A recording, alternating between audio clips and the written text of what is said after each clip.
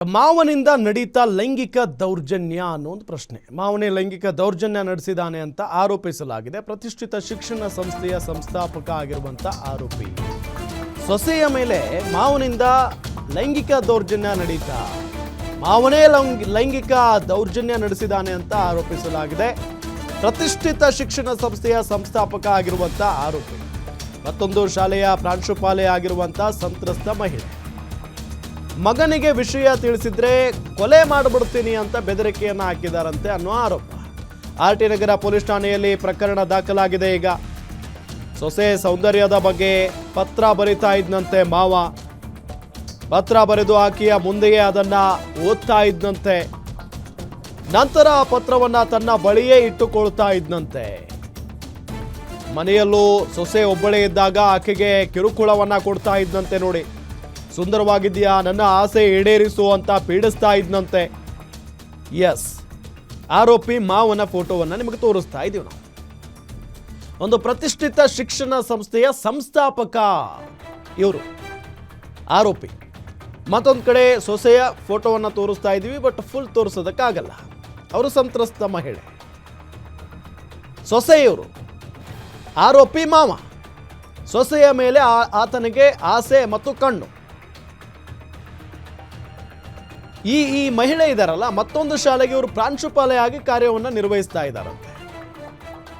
ನಾನು ಈ ರೀತಿಯಾಗಿ ಮಾಡೋದನ್ನ ನನ್ನ ಮಗನಿಗೆ ಹೇಳಿದ್ರೆ, ವಿಷಯ ತಿಳಿಸಿದ್ರೆ ನಿನ್ನನ್ನು ಕೊಲೆ ಮಾಡಿಬಿಡ್ತೀನಿ ಅಂತ ಹೇಳಿ ಬೆದರಿಕೆಯನ್ನ ಕೂಡ ಹಾಕಿದ್ದಂತೆ ಮಾವ.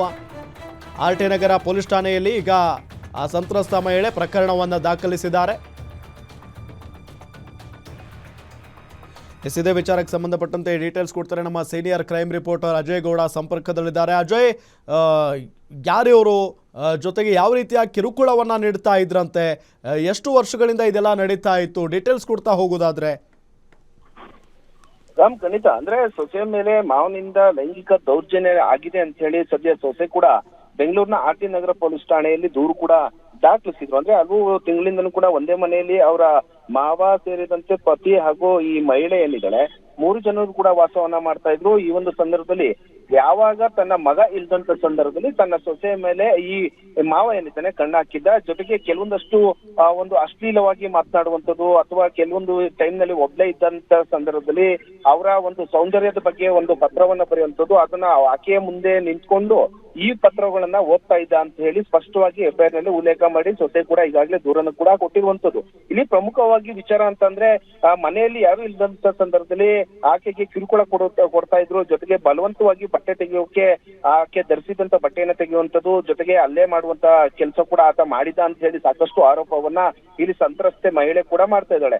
ಜೊತೆಗೆ ಇಲ್ಲಿ ಒಂದು ಶಾಲೆಯ ಕ್ಯಾಬಿನಲ್ಲೂ ಕೂಡ, ಅಂದ್ರೆ ಆಕೆಯು ಕೂಡ ಒಂದು ಪ್ರತಿಷ್ಠಿತವಾದಂತ ಶಾಲೆಯಲ್ಲಿ ಪ್ರಿನ್ಸಿಪಲ್ ಆಗಿ ಕೆಲಸವನ್ನ ಮಾಡ್ತಿರ್ತಾರೆ. ಈತ ಕೂಡ ಸಾಕಷ್ಟು ಒಂದು ಹೆಸರನ್ನು ಕೂಡ ಮಾಡಿರ್ತಾನೆ. ಆದ್ರೆ ಈ ರೀತಿಯಾಗಿ ಮನೆಯಲ್ಲೇ ಇದ್ದಂತ ಸಂದರ್ಭದಲ್ಲಿ ತನ್ನ ಮಗನ ಹೆಂಡತಿ ಅಂದ್ರೆ ಸೊಸೆಗೆ ಈ ರೀತಿಯಾಗಿ ಲೈಂಗಿಕ ದೌರ್ಜನ್ಯವನ್ನ ಮಾಡಿದ ಅನ್ನೋದು ಕೂಡ ಗೊತ್ತಾಗ್ತಾ ಇದೆ. ಅದೇ ರೀತಿಯಾಗಿ ಏನಾದ್ರೂ ಈ ವಿಚಾರವನ್ನ ಮಗನಿಗೆ ಗೊತ್ತಾದ್ರೆ ನಿನ್ನ ಸಾಯಿಸ್ತೀನಿ ಅಂತ ಕೂಡ ಆಕೆಗೆ ಬೆದರಿಕೆನ ಹಾಕಿದ್ದ ಅಂತ ಹೇಳಿ ಇಲ್ಲಿ ಸ್ಪಷ್ಟವಾಗಿ ಒಂದು ಆರೋಪವನ್ನ ಕೂಡ ಸಂತ್ರಸ್ತೆ ಮಾಡ್ತಾ ಇದ್ದಾಳೆ. ಜೊತೆಗೆ ಈ ಒಂದು ಪ್ರಕರಣದಲ್ಲಿ ಈಗಾಗಲೇ ಆರ್ಟಿ ನಗರ ಪೊಲೀಸರು ಎಫ್ಐಆರ್ ನ ದಾಖಲಿಸಿಕೊಂಡಿದ್ದಾರೆ. ಜೊತೆಗೆ ಪ್ರಮುಖವಾಗಿ 6 BNS ಸೆಕ್ಷನ್ ಗಳ ಅಡಿಯಲ್ಲಿ ಒಂದು ಕೇಸ್ ಅನ್ನು ದಾಖಲಿಸಿಕೊಂಡಿದ್ದಾರೆ. ಅಂದ್ರೆ BNS 115/2 ಅಂದ್ರೆ ಉದ್ದೇಶ ಪೂರ್ವಕವಾಗಿ ಹಲ್ಲೆಯನ್ನ ಮಾಡುವಂತದ್ದು, ಜೊತೆಗೆ BNS 351 ವ್ಯಕ್ತಿಯ ಘನತೆಗೆ ಒಂದು ಭಯ ಹುಟ್ಟಿಸುವಂತದ್ದು. ಜೊತೆಗೆ ಹೀಗೆ ಹಲವು ಸೆಕ್ಷನ್ ಗಳಲ್ಲಿ ಈಗಾಗಲೇ ಸಂತ್ರಸ್ತೆ ಕೂಡ ಆರೋಪವನ್ನ ಮಾಡಿ ದೂರನ್ನ ಕೊಟ್ಟು ಈಗಾಗಲೇ ಎಫ್ಐಆರ್ ಕೂಡ ದಾಖಲಾಗಿದೆ.